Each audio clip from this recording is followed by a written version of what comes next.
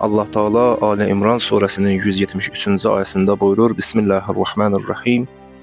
Ellezine qâle lehumun nâsu innen nâse qad cema'u lekum fekşefhum fezadahum imanen ve qalu hasbunallah ve ni'mel vekil. Müminler o kəslərdir ki, münafiqlər onlara deyərlər: Düşmənlər sizə qarşı toplaşıblar, onlardan qorxun.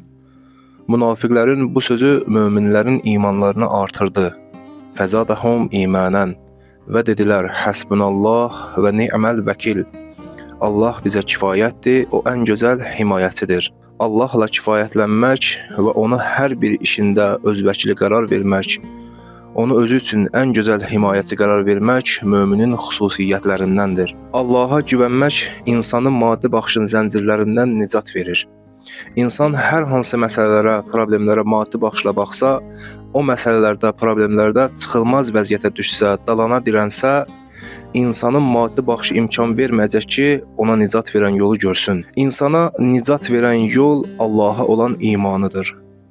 İnsanın Allaha olan imanı onu maddi baxışın zəncirlərindən nicat verir. Onda ilahi baxış icad olur. Bu baxış maddi baxışdan genişdir, daha əhatəlidir. Maddi baxış maddi aləmi əhatə edir. İlahi baxış isə maddi aləmdən başqa olan qeyb aləmini də əhatə edir. Allaha imanın faydalarından biri də budur ki, insanın baxışını daha əhatəli edir. İnsan hər hansı məsələlərə, problemlərə maddi baxışla baxsa, o problem həll olana qədər insan stres içində olar. Hətta bəziləri dalana dirəndə çıxış yolu tapa bilməyəndə intihar edir. Amma ilahi baxış ilkin mərhələdə insanı stresdən nicat verir və qəlbində aramlıq yaranır.